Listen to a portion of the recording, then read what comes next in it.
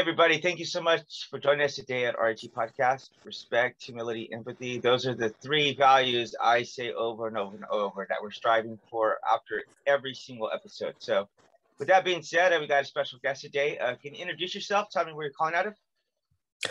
Jonathan Caulfield, Florida. What part of Florida? Basically Orlando. But I could see Disney's fireworks from my backyard. You're serious? From right here. If Disney was regular, at 9 o'clock you could hear the fireworks and everything from my backyard. Oh wow, that is amazing. And okay, good. And how long you lived down in Florida for? 21. So I'm 40. 23 years on and off. Like basically I lived here, then I moved to Mississippi and met my wife, came back and moved to Mississippi again and came back and moved to Mississippi and came back. You mind if we talk a little bit about your wife and your family? Go for it. We like to talk a little bit about some kind of common ground stuff because obviously, I'm a Christian, but Christian, Muslim, atheist, whatever you are, you have family. You have a mom, you have a dad. Well, I hope so. Right. Well, somewhere out there in the ether, you have a family, and there's various stages of family that you love or family that you don't want to be near. And I basically have a family I actually like. Yeah, both. I mean, there's a spectrum on that one. So, anyway, so real quick, you said you had two sons. Yes. Okay. And one of them's 23, right? I think I talked to one of them. 21. Well, he's 20. He's going to be 21. He keeps on saying he's going to be 21. So he's only 20. And how old is the other one? Like 16? 18. 18.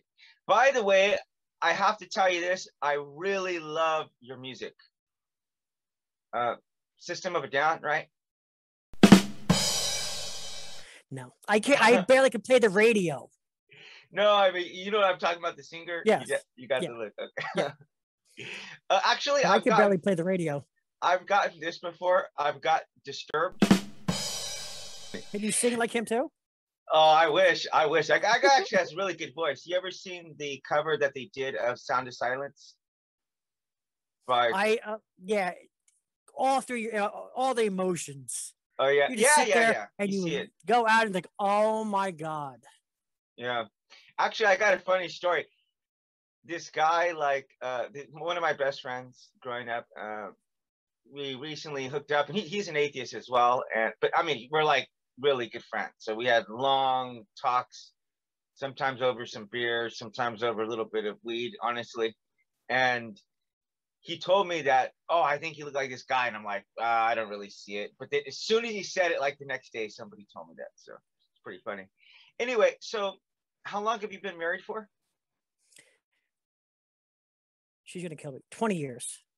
No, 21 years. About 20, just say 22 years. But I've been with her for 24 years. So I got to tell you this.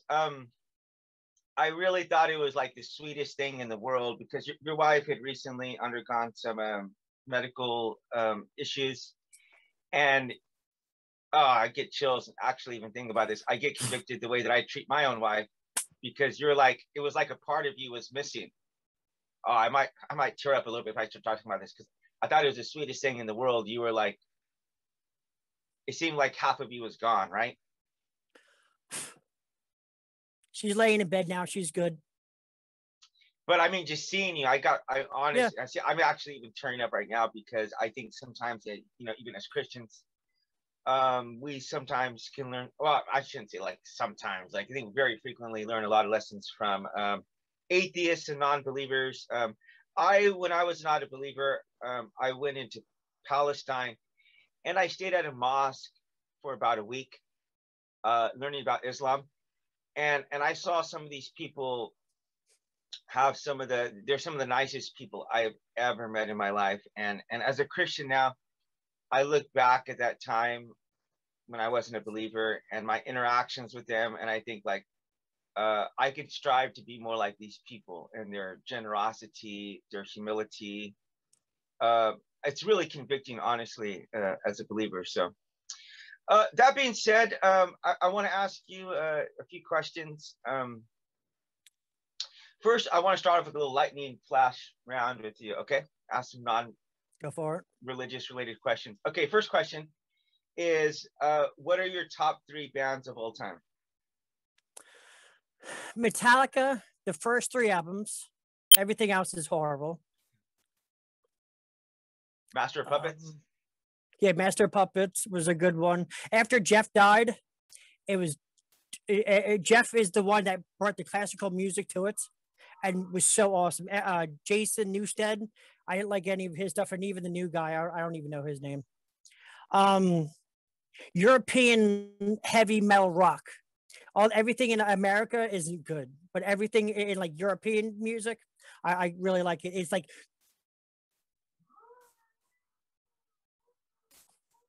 opera with metal, All right. with the Irish jig.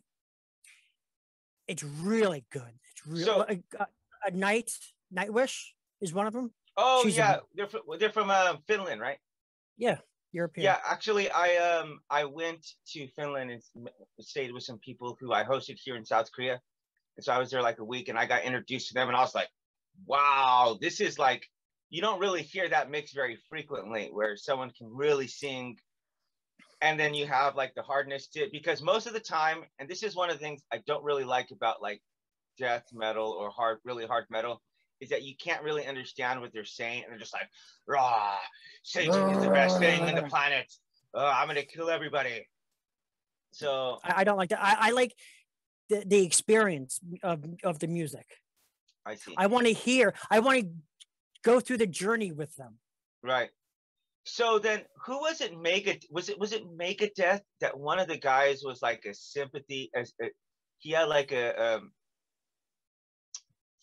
classical like mixed hit. Am I thinking about the right band, Megadeth?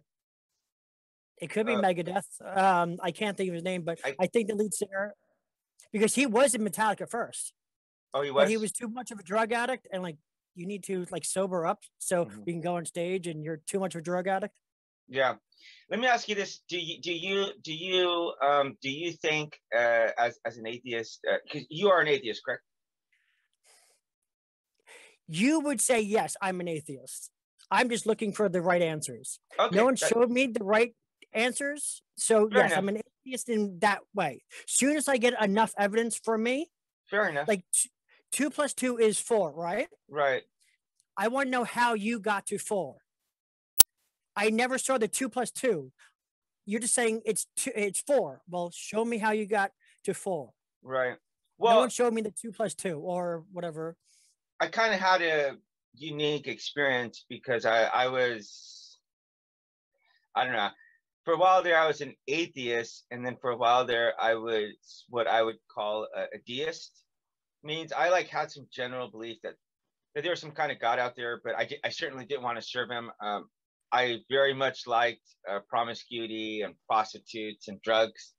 So that was like drugs, prostitutes, and alcohol were like the 3 food groups of Isaiah Perez. So yeah, it was. I lived a very hedonistic lifestyle for many years overseas, and then about 7 years ago, actually, I got the date tattooed. You can see right here, 5/16. So that date will be 7 years that Jesus Christ spoke to me in my room, and so I know that's not something I could transfer over to someone else. I wish I could. I wish I could say, hey, Jesus, come speak to this dude right now. I swear, because people ask me that all the time, like, why did he speak to you? I'm like, it's so, you would think that would make me arrogant, but it's so like humbling that I had that experience whenever other people don't. So I don't get it. And I don't try to win people over. I'm not sure if you've gotten a chance to check out this podcast, but yeah, I watched like a whole bunch. Yeah. What do you think about it? I like the way you go and do things, because there's other religious people. I'm right, you're wrong, and come and join. And there's atheists like that too. I'm not. All people are like, I just want answers. Yeah. That's why I go onto all those groups, and I've been on those pages for like 3-4 years since I became an atheist, because no one in my family is an atheist. Wow. So my parents, Jennifer, my wife's, all of her family is religious. Everybody in my family is religious. But one day I started asking too many questions. And that's what broke the camel's back, basically. So I'll tell you this, my parents like pretty much strong-armed me to go into Bible college because my parents are ministers, and I was growing up and I was asking them questions. And I swear, dude, like people actually reason like this. I'm like, how do I know that the Bible is actually from God? And I swear they're like, well, the Bible says that it's the inspired word of God. So all of it's inspired. I'm like, you just reasoned in a circle there. Like, I'm not even, I loosely use the word reasoning because I think as like a 16-year-old, you hear that and you're like, man, this is the best answer you guys got. Like, there's something not right about this, you know? But anyway, I went to Bible college and it didn't make you more of a Christian, huh? Oh, no, it turned me into an atheist. Yeah. There were three things, actually. I would say three things. In any one of these individual ones, I'm not sure. I'm pretty sure none of these individual ones would have done it. But the combination of these events, one, I was in love with a girl and she went on a mission trip to Indonesia. She got bit by a snake and she died. Okay, so then I was tragic. Second thing was that it was right in the middle of the Bill Clinton sex scandal. And you hear the Christians, oh, I did not have sexual relations with that woman. They're making fun of him and they were calling the Oval Office the oral office. And like I had all this pornography addiction and unatoned for like sexual abuse, dysfunction and stuff that was going on in my life. And I was like, dude, I'm like 10 times worse than this guy. If you guys knew like about me, you guys would crucify me. So it made me like just cower in fear of anybody ever finding out about me. But those same people voted for Donald Trump. Exactly. Thank you. And this is what I'm saying, bro. This is 100% my opinion, John. I just had to talk to my atheist co-host today. And I said, I've learned so much from atheists. And I've saw the most pervasive message is that I think atheists just truly understand this gospel and the Bible better than these Christians. I mean, I'm not trying to appease you. I'm not trying to kiss any butts. I'm telling you, this is like, because I look at it, I'm like, you guys are going along with this when it's like 100% contradiction. Like, I have more respect for the atheist who says, I ain't going along with this BS. I have more respect for you, you know? I genuinely do. A couple of years ago, I would say I was a religious person. Okay. I didn't go to church, but like I would go and talk about religion, and I was the opposite of what I am now. And but something happened. It finally clicked, and it's like, oh. So I talked to everybody I knew, and I tried to make them an atheist because I want everybody to be right. Now it's like, no, you live your own life. I live my life. I just want to talk about things that make you happy and me happy. Yeah. I don't want anybody to be atheist. Because as soon as you find out you're an atheist, everything you knew is a lie. Everything, then you go searching for the answer. Like I was told marijuana is a horrible drug, and if you smoke it, it'll kill you. Yeah, if that's true, I would be done. You'd be dead. I think, I mean, so from a Christian perspective, marijuana has way too many benefits for that to be bad. Like God created that. I think only God could create something as amazing as marijuana. Honestly, it says in the Bible that it says, eat all my bare fruits or something in the lines that, you know what I'm saying? It says you can. It says don't overdo it. You can smoke a joint all you want, but just don't overdo it. Right. But everything. Anyways. So I'm a former alcoholic and like passed out drunk, puking guts up, accidents, fights, all that stuff. And I enjoy a few beers. Maybe I'll have like 2 or 3 at a time. my wife, you know, sometimes we'll holiday or something, or I remember our dog died, and we think we both got drunk that day. So it was pretty sad. So, but you know, I definitely don't get overboard, because I know if you take things to extremes, even if you take religion, you know, you could take atheism or religion to an extreme. And so that was me a couple years ago. Yeah, I get it. And then I was just the opposite of being religious. I was I am very, do it now. Tell everybody about what's going on today. And today is great because of there's no God, or there is God, or because like I want there to be a God. I want there to be a heaven. But the information I have, it's just like, that sucks. No, there isn't. And so, like, oh, sorry. I want them. I do want there to be. I do want there to be God, but I also want $1 million. Am I going to get the $1 million? So right. So let me ask you this: what was kind of like a turning point in your understanding of God, or believing that it was a lie? What was it for you? That somebody on YouTube said that it says it's a right to rape a woman, and she has to pay the father $50 or whatever it was to the father, and she has to marry him for the rest of her life. And it's like, my Bible doesn't say that. Maybe another Bible, but my Bible does not. And guess what? I went home and I found that. And then it said slavery was okay. And then I'm like, no, that's not true. And I go home and I read about slavery. Then I go, and then you talk to Christians or whatever, and they're like, oh, no, you're turning the word. You have to read the whole entire thing. And it's teaching you how to beat your slave.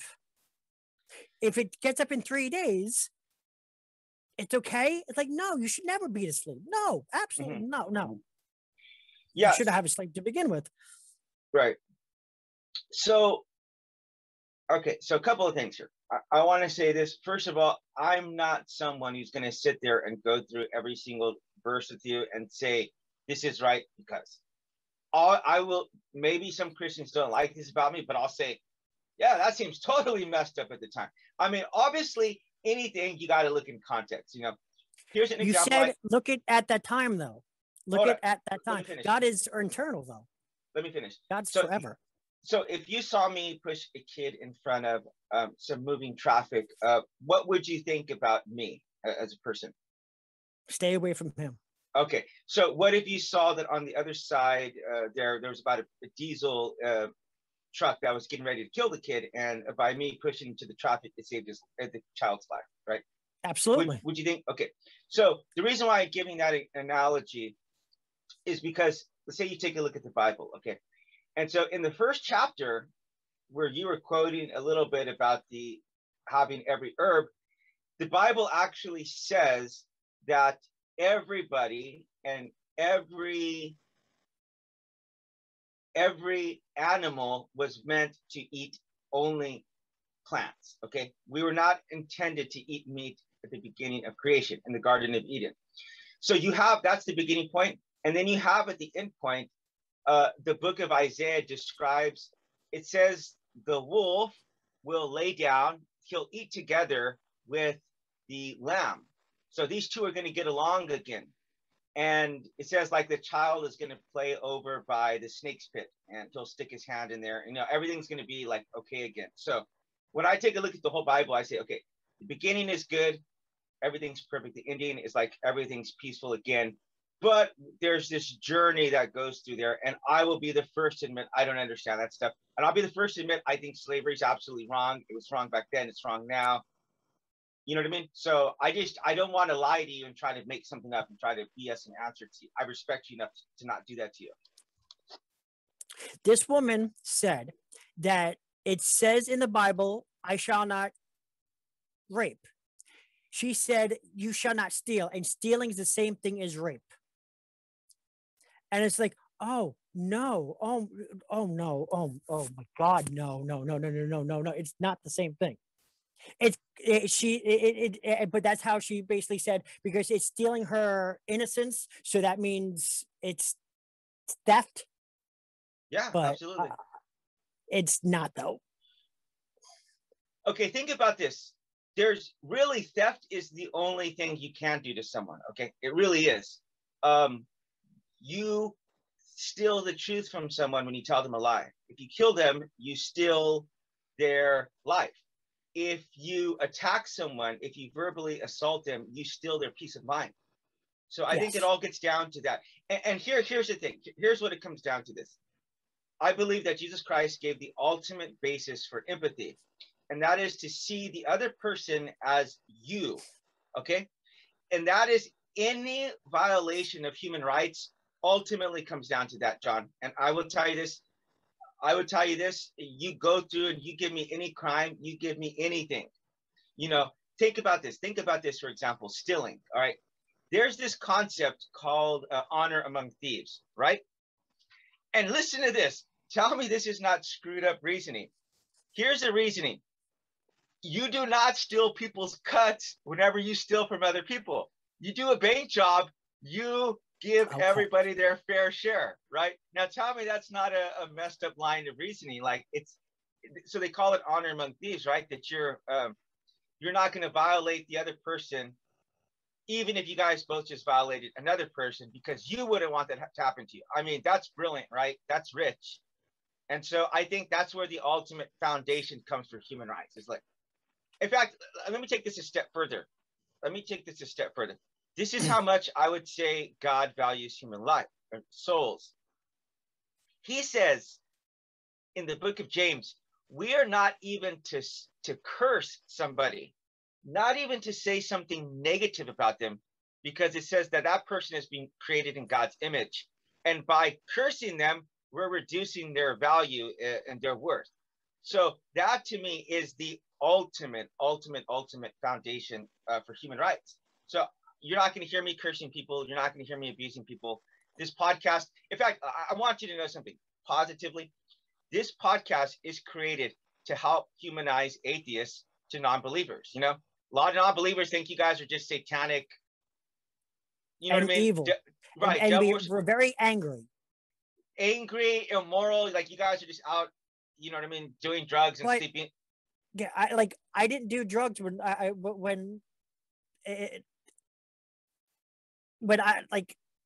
the only drug I do is kratom. That's the only drug I do.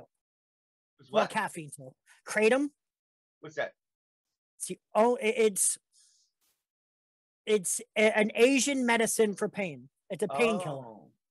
That's why I was talking to you about the other day. I'm like, do they have Asian doctors that give out not hemp? What kind of medicine am I looking for?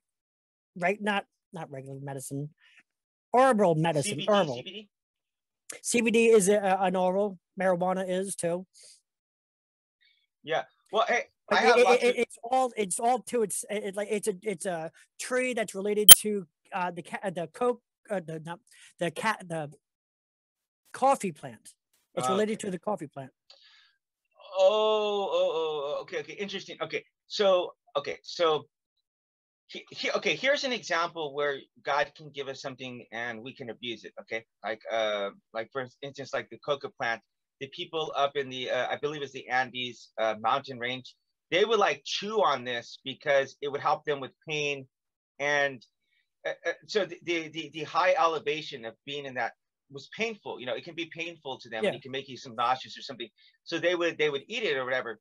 So what essentially the scientists or drug dealers were figured out is how to isolate these components, and then just then do lines of coke, and like you're taking something that God has given you, and you're corrupting it. And it would be the same thing as if I would say, hey, all right, if you have some pain, if you have nausea, whatever it might be. I had a friend I had a conservative friend who had brain cancer, and he was prescribed cannabis to deal with his nausea and his lack of appetite, and so he didn't want to do it, but he did, and he became a fan of it. So but the thing is, you can get, again, carried away. If you're waking up and banging the bong every single day, and you're sitting around watching Seth Rogen movies, you know what I mean?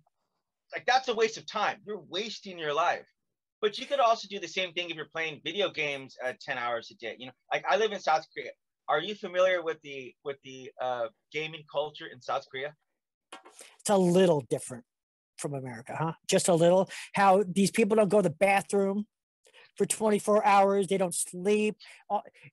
Why don't they do that at their house? Why can't they play in their house? Why do they have to go to a shop and just sit there for hours? I totally get the gaming. I love gaming. Don't get me wrong, but go to the bathroom, walk around every couple of hours, do something besides gaming. What game do you play, by the way? Anything on PlayStation 4. Okay, PlayStation 4. All right. So there's a couple of reasons. By the way, how do you know that about the South Koreans? I'm curious. Because it is gaming addictive. Right. And they bring up the people who say gaming's addictive. Look at the people over there. They're not going to the bathroom. That's not everybody though. Right. But yes, everything could be addictive. Everything could be addictive. Right. But then there's also people who like take it or leave it. Right. So yeah, it's funny is I would love to do this one time, like in the middle of a podcast, just be like, just so you know, I'm not BSing this. I'm going to get up right now at 3 o'clock in the morning, go walk out into one of those places and see all these 20-year-old virgin guys in there. I mean, you'll see the top ramen. No women? Up. Actually, okay, a few women do go in there. I would, but it's probably like 90-10. Mm-hmm. And so, wait, to answer your question, I do want to answer your question because it's more of like a social, like you'll go there, for example, with like 4 of your friends, right?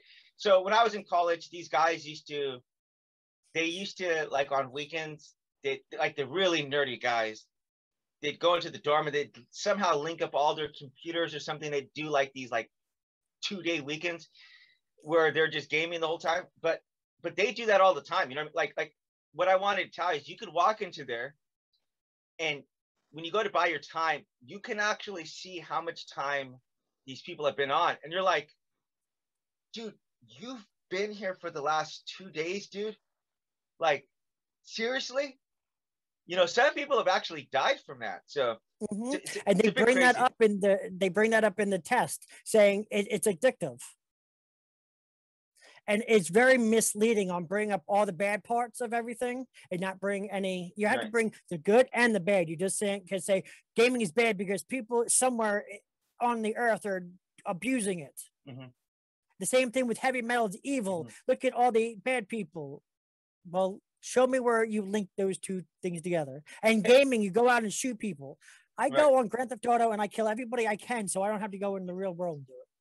That is so interesting that you say that. We actually did a podcast about gaming specifically with two different gamers, and they said that, and I've literally never thought of that. And I'll tell you this. I'll tell you why I know there's no connection. Like why I know beyond any reasonable doubt. Because South Korea would be like South Central Los Angeles, dude. Seriously, this is not an exaggeration. This is not an exaggeration. I literally am going to make a video one day, me just walking down the street. And within 10 minutes, I will run upon 4 of these PC rooms. And there's people in there all the time. So if that were the case, you would see every other block shootings and drive-by. I'm telling you, I could go anywhere in South Korea at 4 o'clock in the morning and not run into a problem, Like I'm from California. You cannot do that, man. You will have something bad happen to you, So, that being said, I want to transition to something else.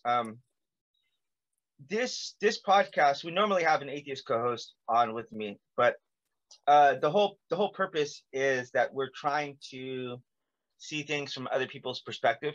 Okay, so I think that empathy is one of the most powerful tools we can have. And, yes. and I want to explain this to you, and then I want to get your opinion. Okay, let's just assume, for example, like this whole behind me, this whole black part is like what there is to know that we could know in this lifetime, right? And so, like a carbon handprint, I have my hand. Okay, so I could put my hand up here, and if I was able to learn everything that you learn, that you would assume it would be like another hand. So you would assume, for example, there would be like two handprints like that, right? Mm-hmm. But that's not true though. It would fill in like half of this wall. And the reason why, let me explain the reason why, is because you would see things from such a different perspective that things that maybe made sense to you or you didn't understand your brain would start connecting so many different things, and it would increase the neural network in your brain, and things that you would have never even thought are related or connected, you would see that they are. And so the reason why I say that is it's not possible for me to gain everything that you know. You know, that's not humanly possible. We'd literally have to sit talking for the next 20 years for me to try to get plug into my head and you plug into mine. You summed it up perfectly. But you don't want to be in there for like too long. You don't want to be in mine, I'll tell you that. No, that's brilliant. I've actually never heard it expressed that way. Plug into each other's brains and download. Okay, yeah, think of it like a gaming. Download content. And to me, it's like, so okay, imagine this for 1 second, and then I want to get your opinion. So I'm a Mexican from the east side of Bakersfield, okay? I've had 10 of my friends shot and murdered on the streets, and countless other friends with their lives ruined with drugs and alcohol and gangs, okay? So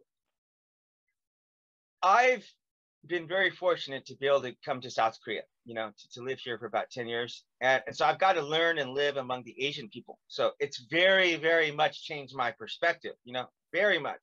So it's hard for me to go back to and think the way that I did before. So everyone's maybe not going to give the opportunity to travel. I understand that. But learning from people, talking to people, watching movies, music, the more that we try to see things from other cultures, different perspectives, I think it gives like, it'll really help us in what we believe. You know, like I don't believe in Islam, right? I really don't. I don't believe it's the right way. But I've learned so much from Muslims. You know, one of my best friends is a Muslim. You know, I don't believe, in fact, I should say I don't believe. I know that atheism isn't true. I positively know it's not true. But I've learned a lot from atheists, and atheists have taught me about my Christian faith. I've been so, in fact, you know, I was telling you with you, I'm like embarrassed with the way that I treat my wife from the way that I heard you talking about your wife. You know, that's just the truth. It's a truth. And remember, well, just say I'm an atheist. Right. But I want there to be empathy. I totally agree with you on the empathy thing. Yeah. I think the world would be a lot better place if we had empathy for everybody instead of being me, and me. I teamwork and all that. I want empathy. Realize what the other person's going through. Right. So, yeah, that's good. So I want to ask you a question. And okay, so here's this question I have for you. How do we, if we're talking online, how do you feel that we can try to hold, okay, think about this. This is what the atheist guys told me. You got to hold the other person's idea in your mind, okay? Doesn't mean that you agree with it, but you got to be able to take it in without just dismissing it automatically, right? Open-minded. Because, yeah. So it is a matter of being open-minded, and even the most open, like I'm very open-minded, but obviously I do not believe in everything. We could talk about a lot of different things, and I could tell you about a lot of different things. It doesn't mean I'm going to go along with everything you have to say. The point is that we got to hold the thought in our mind. And an atheist, see, again, one of my atheist co-hosts said this. He says, people aren't willing to hold the thought in their mind. And I think that's what we need to do. And so what are your thoughts on that, Foss? Absolutely. And like, since I became an atheist, I started looking behind me and in front of me and the sides instead of just looking forward. I'm like, you know what? This isn't going on. Let me turn a little and see if I could think about it a different way. Because I want to know, like, I want to know how you got to 2 + 2 = 4. I want someone to tell me how they came, because I don't understand. I sit a lot on my phone sitting there and they're like, evolution's wrong. Okay, but that's not why. I want to know how you got to the God conclusion. The Big Bang never happened. Okay, the Big Bang never happened. how did you come to the conclusion? Or even if you're a Republican or whatever, I just want to know your point of view because I could be wrong. Mm-hmm. I don't want to be wrong. I want to be right, but I want to know how you got there. And is there a logical reason to get there? So that's really good. That's really, I want to read something to you real quick. We did a podcast on bullying. Did you get a chance to see that? I think so. Okay. Because whether or not you're Christian or atheist or Muslim, like everybody's going to encounter bullying at some point. Yeah, I did. I know which one you're talking about. Yeah. So the point of that is I listed the rules that people should try to engage in when talking to people online. And I think it's really powerful. And I want to read you a few of them right now, because one of them in particular, I want to emphasize, but I want you to get I want to give you your feedback. And by the way, it's right here, bully response with an atheist co-host. So I want to read a couple of these to you. Okay, you ready? All right, here we go. Okay, so two of them particularly. Thank your opponents for their sincere interest. Anyone who takes the time to disagree with you is interested in the same things that you are. Think of them as people who really want to help you, and you may turn your opponents into friends. I will say this is something I always do. I don't really debate online. Sometimes I exchange some ideas, but if it goes on for too much, I say, hey, I want to thank you for your interest, especially if the person has been respectful. I say, I want to really want to thank you for your, your civil talk, for your respect. And it seems like that's something that people like to hear, rather than thinking, oh, I hate you because I disagree with you. I could disagree with you and still love you as a person, Yes, absolutely. I totally agree. Mm-hmm. If there's a guy, his name is Anthony, and he does a show on YouTube, Street Epistemology. Mm-hmm. Yes. He changed everything for me. Really? How so? Please. I was an angry atheist. You believe what I want you to do because I said so. And Anthony, he's like, no, that's not how you ask them questions. Mm-hmm. Because you're never going to, like, I could show my dad a million things. I'm still wrong and he's still right. It doesn't even matter. Or my mom or my wife, or it doesn't matter who it is. Oh, no. Your wife's always right. I'm going to have to. Between me and you, don't tell the wife. Yeah, we have to totally disagree. I was up to you until you mentioned your wife. Your dad, everyone else, okay. Unless you have a teenage son. Okay, teenage sons are always right as well. So, right. Actually, one of my favorite quotes is that I'm too old to know everything, right? I remember what it's like to be 16 years old and thinking I knew everything. And amazingly enough, I'll tell you this story. So now I was about 21, 22. I went through like philosophy. I got the basic understanding of logic and argument and reason. And I mean, if you understand those basic things, you can pretty much annihilate someone in an argument, if you actually what do you mean by annihilate? Okay. So if you go to college and you take formal courses on logical fallacies and argument and rhetoric, and you will be able to absolutely take apart people's arguments that they're trying to make. And so the point I'm trying to make in this is that was before I didn't have all the life experience that I had. Okay, I wasn't a father. I hadn't traveled the world. I wasn't married. I hadn't lost my mother. I hadn't found Jesus Christ. We're talking about, since that point, I've gotten like a PhD in life. But the last thing I want to do now is to engage in people and win arguments. Like, my goal is not to win an argument with you. In this podcast, same thing with that Anthony guy. I'm not trying to beat you into submission. I want to treat you with the three. And you know what? Take this aside. We've interacted a lot online. Have you gotten that impression off of me at all? That you're like any other religious person I've ever met? No. Yeah, absolutely not. You're right? Awesome. Well, on not including on Facebook and everybody who I met on on the internet, they just want to be right. Right. So anyway, like, I'm sorry. Go on. Oh, like when you said you win an argument. Yeah. Winning an argument to me is you came to my side and you believe what I believe. That's how. That's me winning an argument with you. Or is are we talking about the same thing? Or you're just smarter than that person and you know how to move words around, and you're just okay. So a couple of things. I do want to just So I do want to distinguish this. So let's say back in the day, I was extreme left-wing liberal. Rejecting Christianity caused me to go into a very violent anti-theist, communist mentality. Okay, I mean, I'm telling you, I went as far left as you could humanly go. So one day I went and I debated one of my college professors in his room. Like, I went and saw him after class. I had a chip on my shoulder, and the guy just eviscerated me. I mean, we're talking about one of the worst smackdowns I have ever gotten in my whole life. But the thing is that I knew that he beat me in the argument. But the thing is that just cemented my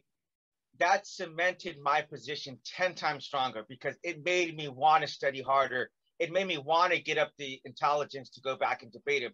And again, my mentality is 1000% different, right? So just because you win an argument with someone doesn't mean that you've won them as a friend or you've won them to come over your position. This is why I'm telling you, I don't look to win an argument with you or any other atheist. Like, that's just not my style. And so now it's like, I would much rather try to find common ground, you know?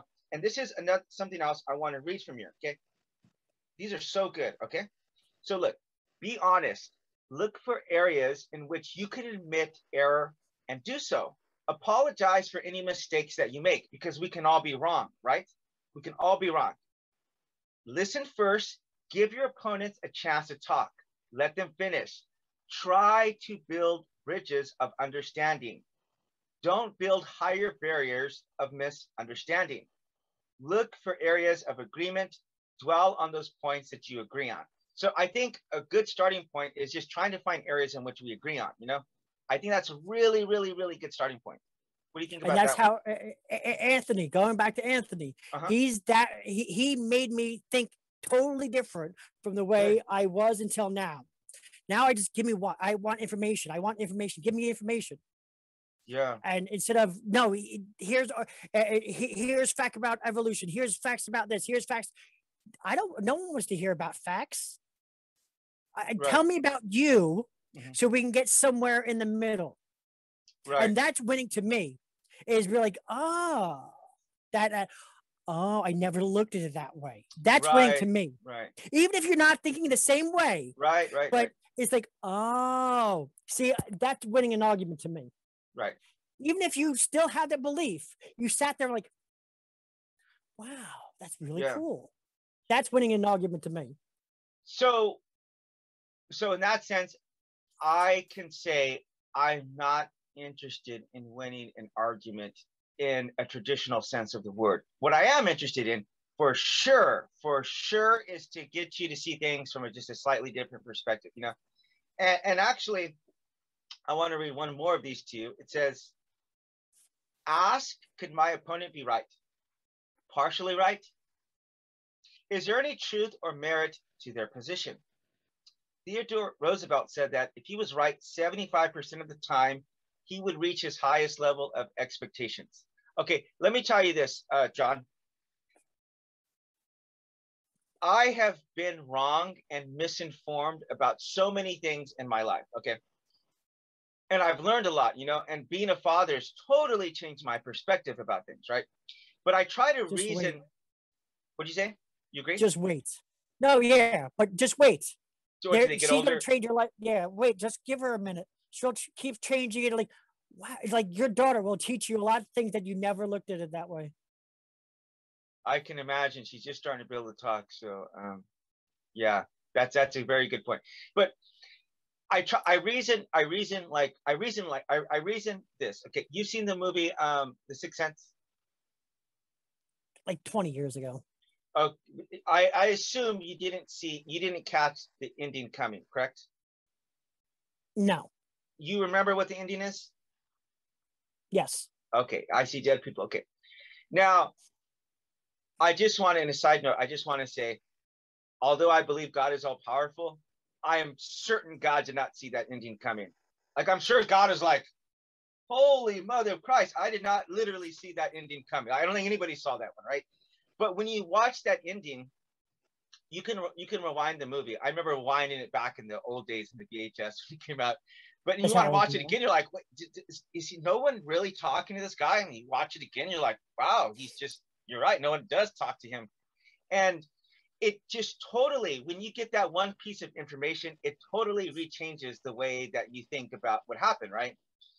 So let's just say, for example, and I obviously don't believe this, but let's just say that UFOs have created religion, okay?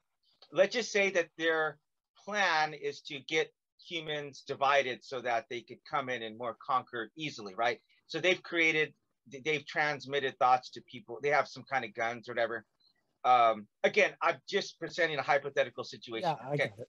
So if that were the case, if you were to learn that fact, it would totally 1 bazillion% change the way that you think about religion or your life or even what you need to do in the future. Then you would no longer think, oh, I need to play video games. You're going to think we need to stop these aliens from coming and invading us, right?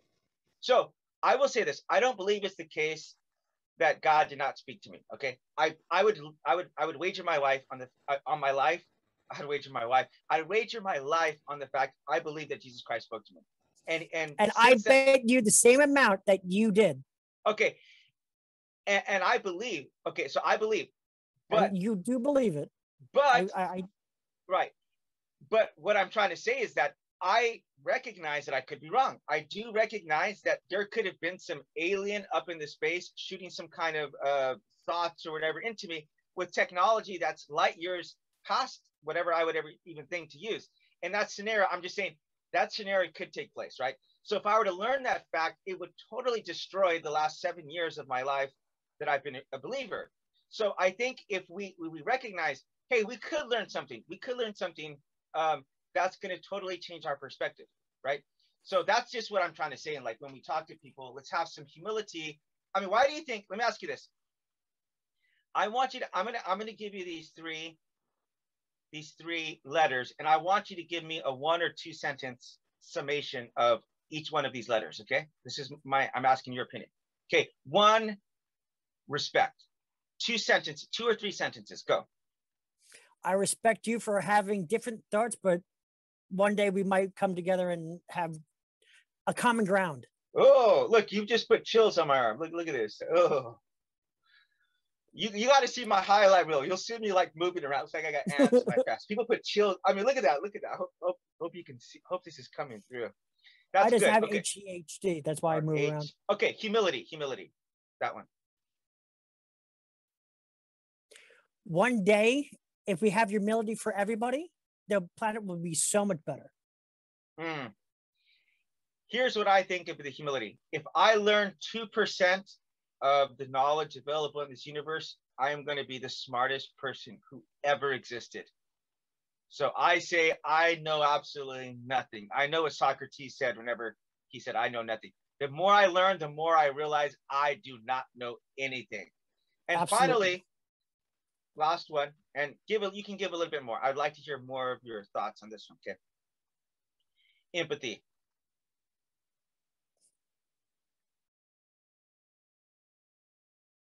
I'm thinking. Yeah, empathy. Please. Take a second. Like I said, with humility, if everybody has empathy for everybody, I could feel, and I could, what's the word you used? For seeing something differently. Yeah, like perspective. Yeah, if I change perspective, I could have empathy and I could feel what that person's feeling. And I try to teach my kids this all the time. Like, dude, don't say that because you could have been that person. And you know what I'm saying? So just Empathy is so important to me because I think it will make the world so much better place. And I want the world to be the best it can be.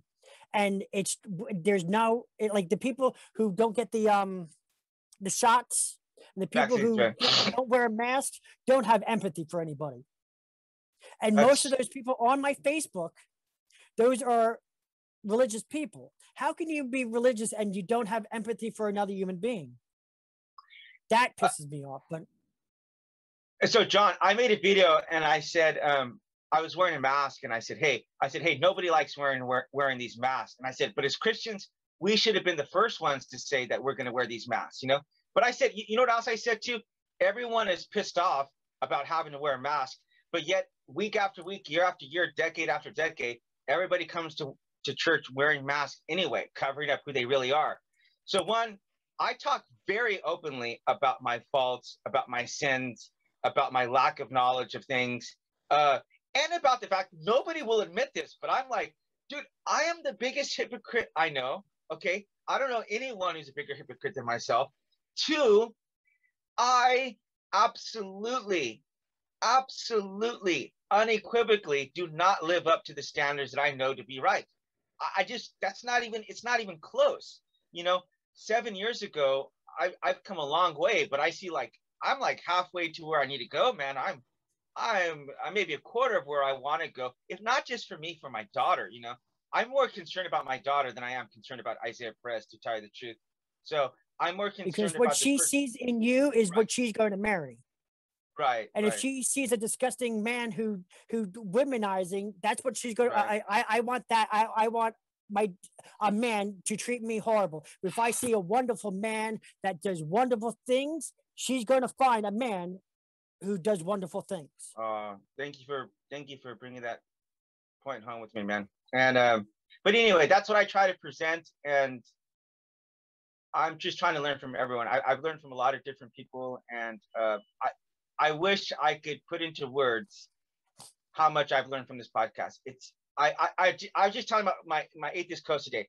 I would have never in a million years imagined that this podcast would have evolved to what it is, because I was like, I wanted people to see some, I want to be able to argue with some people or change some minds, but I've had my mind changed a lot of times. So, I in the analogy of the handprint, like you're sharing a little bit here and it clears, it fills in so much more than just this little, you may think, okay, in this one conversation, you're putting in like a little point.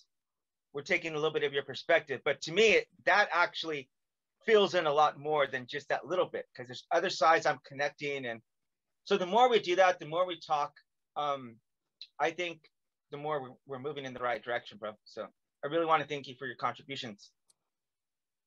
Hopefully everybody's going to see this and realize empathy is the most important thing. Yeah. Not going to happen, but it would be nice. Well, it's one step at a time. I Yes. never intended. How do you eat an elephant? One bite at a time. Yeah, exactly. That's how I live my life. Well, you're a good guy, man. I'm Thank you. Extremely grateful. I mean, I'm grateful. Like literally, when I was talking about your situation, I mean, you could see me. I started crying. It's very touching that to see the care that you have for your wife. That's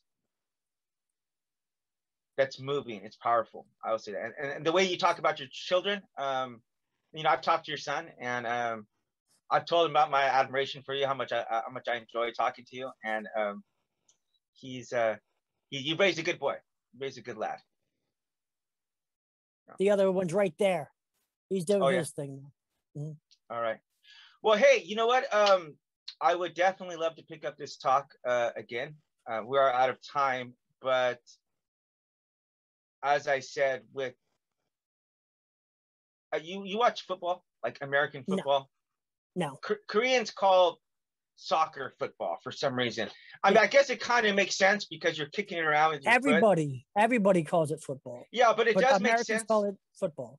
It makes sense because you're kicking around a ball with your foot, but at the end of the day, you're kicking around a soccer ball, so it doesn't really make sense. Anyway, it's a sock. That was a bad joke. But anyway, the point being is that if you're trying to kick you know what a field goal is, right? Where you got to Yes. kick the ball. And so the way that I see this is that if we're at the 60-yard line and we're trying to kick it there, there's no way that's going to happen.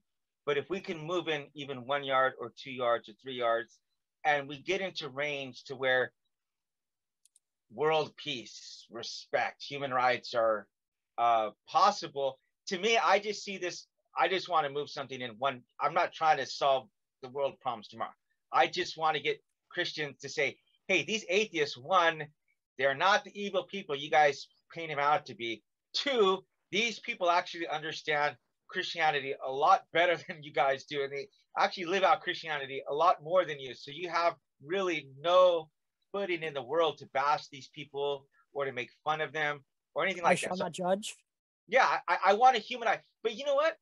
You know what? In my interactions online, I have found that atheists have the same kind of perceptions about Christians. So when they meet me, they're like, you're not at all the typical type of Christian. You're like, you know, you're someone I'd like to go have a beer with, you know? Yeah. And I'm like, yeah, I would love to go have a beer with you. In fact, just last thought, this concept of this podcast literally came over beer and pizza. You know, I sat down with an atheist guy and we had some beer. And I'm like, dude, I came here to debate you. I actually really like you, dude. Like, you're a father. I wasn't a father. I wasn't married at the time. And I'm like, dude, this is a cool guy, man. I don't want to debate this guy. I just want to talk to him. You know, we're talking about our childhoods growing up. I'm like, yeah, you know, let's just do a podcast together later. So anyway, with that being said, I want to thank you so much for your time. And I really look forward to seeing you back again. I mean, I cannot thank you enough. And yeah, we look forward to seeing you back again, boss. And if you're not subscribed already, make sure to subscribe. Oh, I am. I've been check out some other videos since we met. Okay. And I've seen a lot of them. All right. Well, everyone else who's not subscribed or has not seen some of the other videos, we're going to put a few of the videos, and I'm going to put the list of like argumentative rules you should follow to make progress in conversations. You know, don't call names. Why. Don't cut people off. Don't insist that you're right. Literally try to hold the thought in your mind. You don't have to agree with it, but just try to think, why does that person believe this way? And had I experienced their life experiences, might I think the exact same way? And once you understand that, you will understand the basis, the foundation, the building block of empathy. And with that being said, thank you so much for joining us at RHE Podcast, and we look forward to seeing you back again.